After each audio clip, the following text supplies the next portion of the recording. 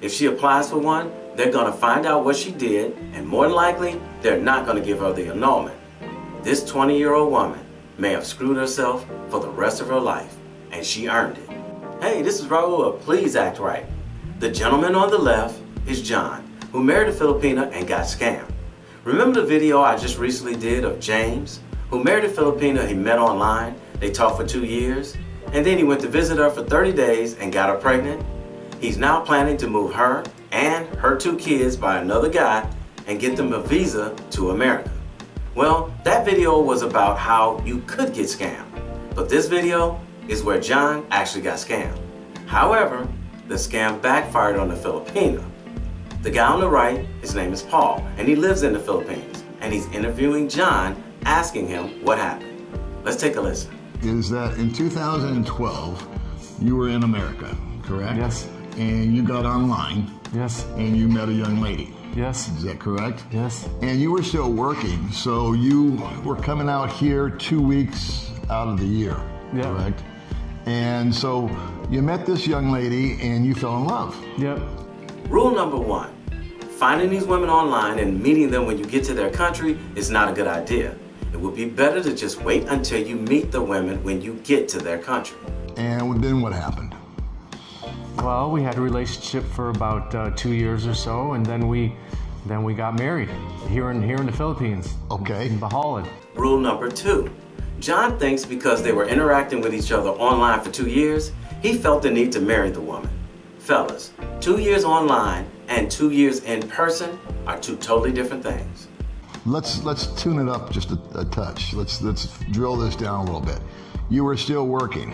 Yeah, I came about twice a year. Okay. For about 3 weeks, I think 20 days or something like that. Okay. I came over for about 20 days, like twice a year. So let me just clarify. The first year you were here about 40 days. Yeah. And you spent it with this young lady. Yeah. Right? Mm-hmm. And then you went back home. Yeah. And you went back to work. Yeah, then it's texting and videos and all stuff like that. And you stayed in touch. Yeah, oh yeah. Okay. Rule number 3, if you meet one of these women and you want to keep in touch, cool. But you don't have to marry these women, especially if you're going back to your country after you visit them. She's not going anywhere. And if she does, there are literally hundreds of those women over there. And so there was a connection when you met her, right? You felt that way. Now, was she a province girl? Yes. So she was like out in the country. She wasn't in a big city like Manila or anything like that. No. So now you go back, and then year number 2, you repeat the same thing, correct? You spend about 40 days with her. Yeah. Everything's cozy. The second year I came on Valentine's Day. Okay. And I proposed to her on Valentine's Day at a resort in Sapalay, right on the beach. I brought my jacket and tie, you know. I brought a jacket, tie, and my suit and shoes, and I got my rose, my ring, and I carried it in the plane, and I got on my knee right on the beach, and I proposed to her. So you guys got married? And we did. Okay. And then how long did you stay with her after you guys tied the knot? Oh, well, we got married in just about end of 2014, about almost over 4 years. But how much time did you spend together during those 4 years? Same thing, two to 3 times a year, you know, 20 days. Okay. So twice a day, or 1 year would be 20 days, the next year would be 60 days, or 40 days, and next year would be 60 days. So it was just about 3 times a year. And here's where John's marriage starts to crumble. Rule number 4, when you start sending them money and started taking care of them financially while you're living in another country. And you supported her during this entire time, correct? Yeah, she wanted. We sent her to school. She picked a college that had the best colors uniform, of course. And, yeah, exactly. As I would have. Yeah, of course. But of course, it had to be one of the most expensive private colleges too. Okay. Even though it had she picked it on colors. Yeah. So yeah, so I paid for that, and I paid for her food, her everything. Let's just ballpark it here. What do you think on a yearly basis, since you got married to her, that you spent? What would be on a year? Well, I was spending it was $20K a month. You know, 20K pesos. Yes. Okay, so that's $400 for the whole year. And that was it? That was all you sent her? No, for every month. Oh, every month. So every month you send her $400. Yes. right? So that's that was at $5,200. 4 times 12. There are 4 times 12 is what? Well, 48. Yeah. So we'll call it $5,000. Yeah. $5,000 a year for 4 years. Yes. So $20K invested, and you've had a total of about 20 days or so. 40 days, at least 40 days a year. Okay, all right. Sometimes 60. I just want to make sure I get my numbers right. Yeah. Now, for some of you all, $400 a month is nothing. But for a Filipina, $400 a month is a small fortune. Most of these people over there only make approximately $200 to $250 a month. So $400 a month is 2 times what most of them bring home per month. What happened? You're no longer married, I know that. What happened? It's because of the money.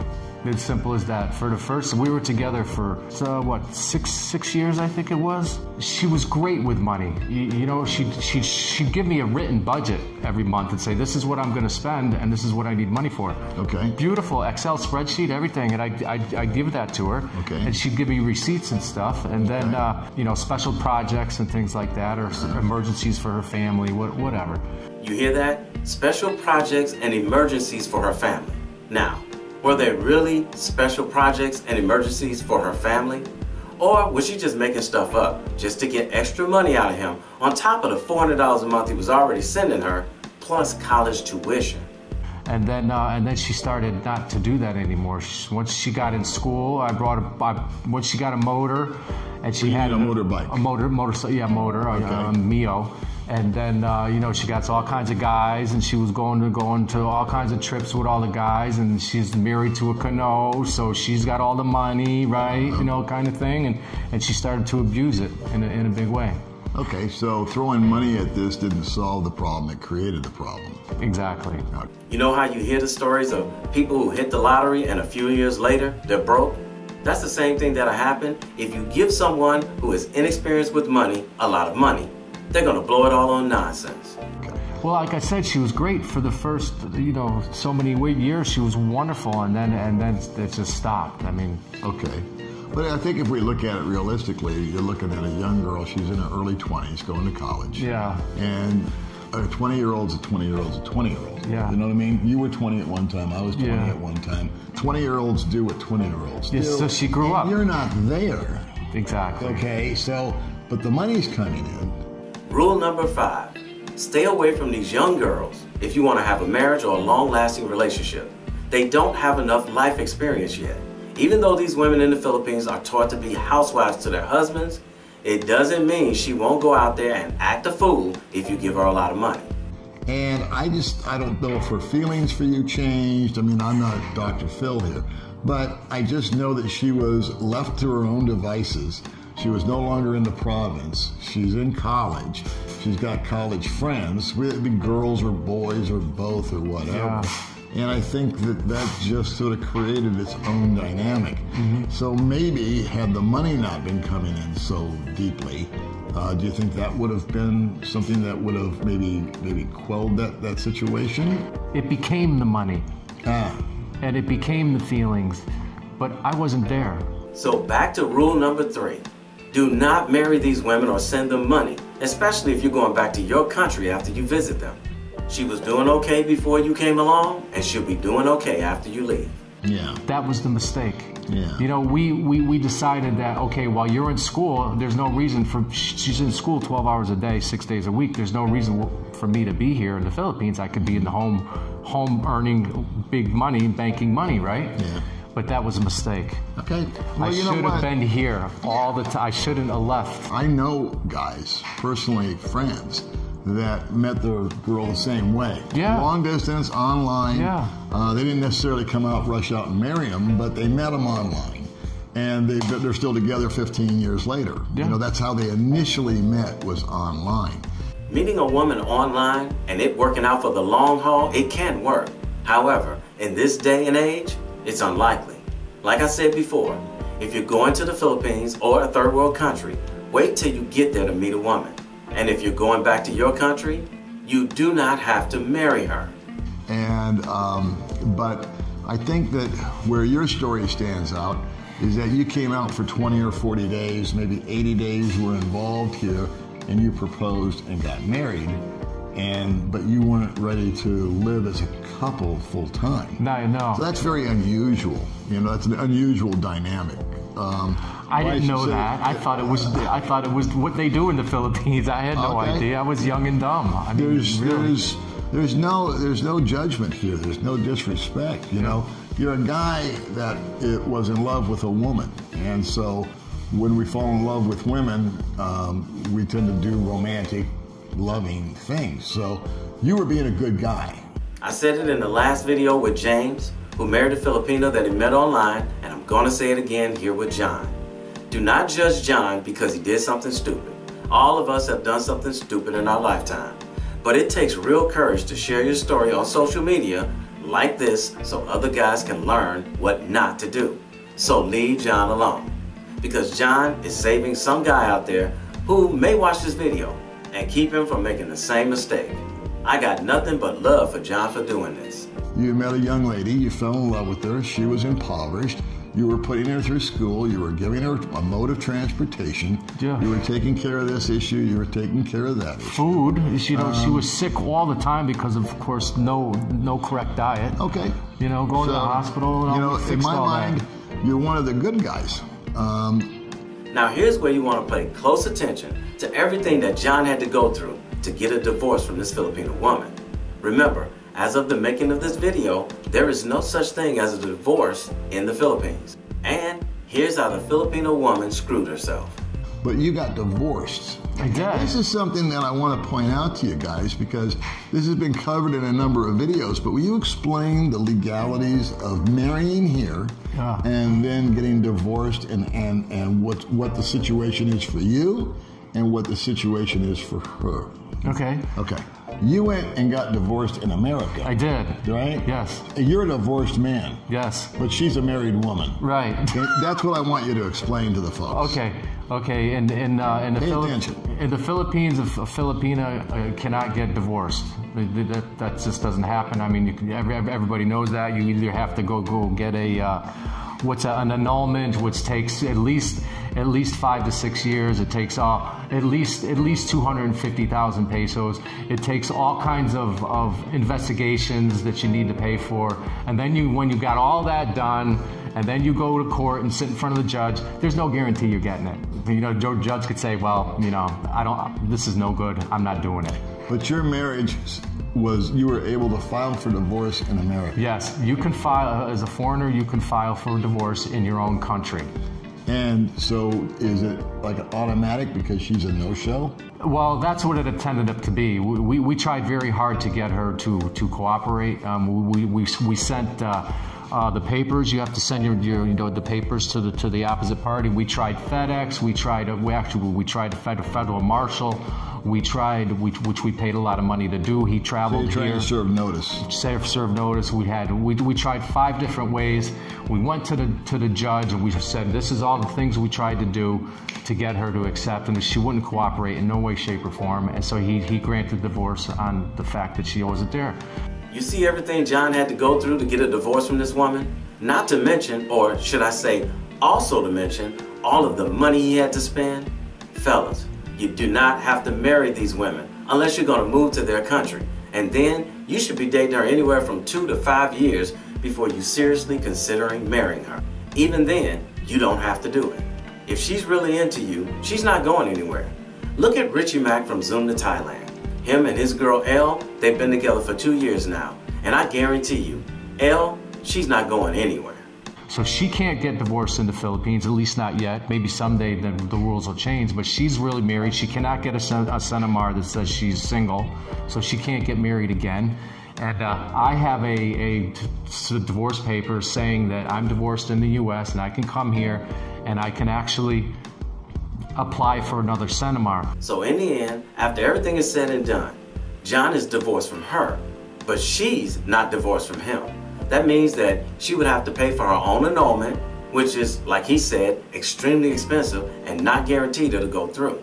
If she applies for one, they're going to find out what she did, and more than likely, they're not going to give her the annulment.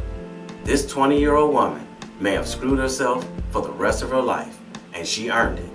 Okay, because what I heard was that if you're divorced in America, you go through all the hoops that you did as trying to serve him, and your divorce is valid. You're an unmarried. Exactly. So you came out here. If you met a girl this afternoon and proposed to her, you could marry her, or do you have to get this clearance thing, this cinema thing? I'm not sure. Okay. I'm not sure. When I got divorced in the U.S. at the time, that I did that, yes, that was the case. That was the case. But I've since heard rumors that may have changed. So I just want to double check that to see if that's the case. I'm glad you said something, because I don't give advice, but I talk to people that can. So if he meets another woman and he wants to get married, he may have to spend a little bit more money to make sure he's clear, but his Filipina ex-wife sent herself up the creek without a paddle. But at least John is free to do as he pleases now. And hopefully, he'll take his time with the next woman and do it the right way, seeing that he now lives in the Philippines. Well, that's why I got it. I mean, I spent a lot of money in the U.S. to get divorced and my name cleared, thinking that I could go ahead and get married again in the Philippines. I mean, if you're living in America or if you're living in Britain or Australia and you're in the dating scene, if you will, no matter what your age is, there's probably, you don't just meet one girl and get married. No. You're gonna maybe go on one date with one girl and then 7 dates with 7 different girls, depending on your schedule and your work and everything else. When you're retired and you're here, it's a little different dynamic because you can focus on it a little bit more. Well, I'm going to leave it right there. And I want to thank John for being brave enough to share his mistake so that other guys can learn from it and hopefully not make the same mistakes. Fellas, if you're going to one of these countries for a visit, it's best to wait till you get there and meet the women in person, rather than going online to meet up with her when you get there. Chances are, she's not going to be the same person in person that she is online. Then, you'll find yourself being stuck with a woman you don't want to be bothered with. Along with that, once your visit is over, if you plan to go back there, especially to live, do not marry the woman. It's not necessary. Like I said earlier, no matter how special she is to you, if she runs off with somebody else, let her go. Because there are hundreds of other women over there to choose from. And I guarantee you, no matter how well you got along with her, there's another woman out there you'll get along with equally or even better than the one that ran away. Hey, somebody had to tell you, and I love you, so it might as well be me. Don't forget to subscribe and click that notification bell to get notified when I post a new video. I post a new video every week. And in the meantime, will you please act right? My name is Raulh. See you in another video. So if you enjoyed this video, check out one of these 2 videos right here. I'm sure you'll enjoy them too. And if you like, you can visit my channel. I have plenty of videos there. Go ahead. Don't be scared.